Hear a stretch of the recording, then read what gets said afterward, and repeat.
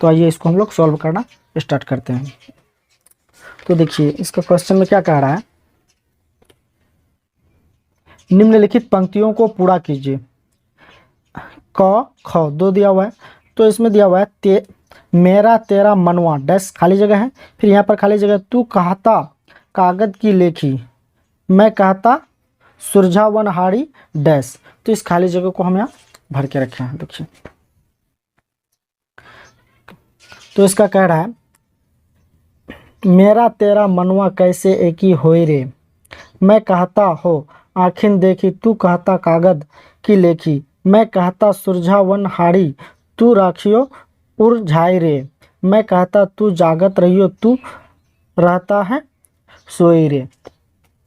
ये जो अलग कलम से लिखाई दे रहा है, तो इसको हम लोग जो खाली जगह में जो है तो इसको इस अलग कलम से लिखे हैं, और जो लिखा हुआ है उसको अलग कलम से लिखे हैं। ठीक है, तो अब देखिए ख नंबर में कह रहा है, ना तो कौनो क्रिया कर्म में, ना ही जोग बैराग में, खोजी होए तो तुरंत ही मिली हो, पल भर की तलाश में। ठीक है, तो जो अलग कलम से जो लिखा हुआ दिख रहा है तो ये खाली जगह भरने का। अब आइए क्वेश्चन नंबर 2 में। क्वेश्चन नंबर 2 में कह रहा है, इन पंक्तियों के भाव स्पष्ट कीजिए। तो इसमें क ख, इसमें कितना दिया हुआ है, इसमें 2 क्वेश्चन दिया हुआ है क ख, तो ये हम लोग इस दोनों को सोल्व करते हैं। क में क्या कह रहा है, मैं कहता निर्मोही रहियो, तू जाता है मोही रे।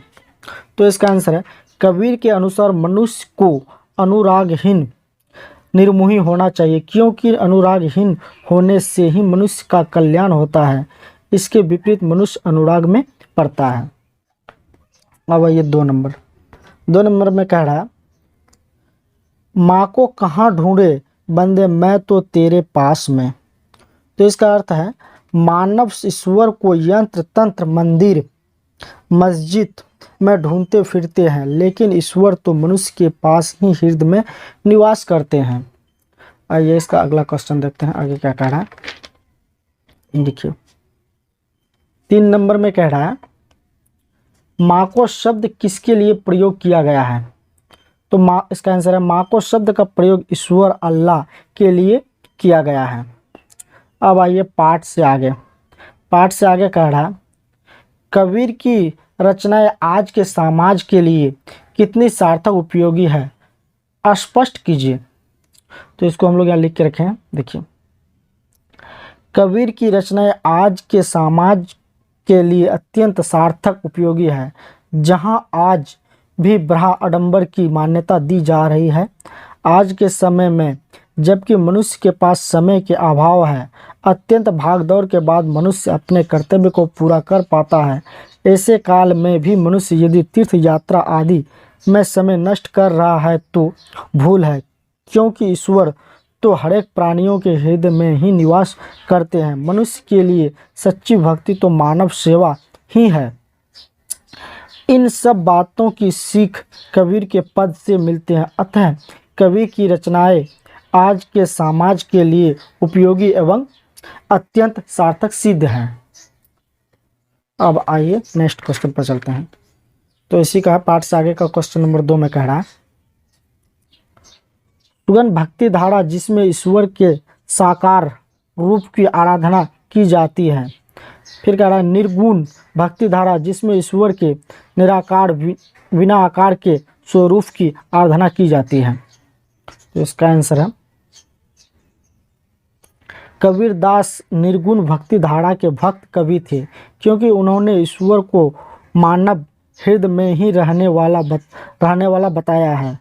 उनके अनुसार मंदिर मस्जिद या कैलाश आदि तीर्थ स्थान में साकार रूप स्थित देवताओं की मूर्ति में ईश्वर नहीं रहते हैं। अब देखिए क्वेश्चन नंबर 3, सुगुण भक्ति धारा एवं निर्गुण भक्ति धारा के दो कवियों के नाम लिखिए। तो देखिए, सुगुण भक्ति धारा में तुलसीदास एवं सूरदास प्रमुख हैं। अब निर्गुण भक्ति धारा में कबीरदास एवं रैदास प्रमुख हैं। तो आइए अब इसका नेक्स्ट क्वेश्चन देखते हैं। लास्ट क्वेश्चन है क्वेश्चन नंबर 4। तो आइए अब हम लोग क्वेश्चन नंबर 4 में चलते हैं। क्वेश्चन नंबर 4 में क्या कह रहा है, वैसे पंक्तियों को खोज कर लिखिए जिसमें कबीर ने धार्मिक आडंबरों पर कठोराघात किया है। तो इसका आंसर है 7 गुण भक्ति धारा के कवि तुलसीदास, सूरदास, मीराबाई। निर्गुण भक्ति धारा के कवि कबीर, जयासी, रविदास। तो इसको माँ को कहाँ ढूंढे रे बंदे, मैं तो तेरे पास में।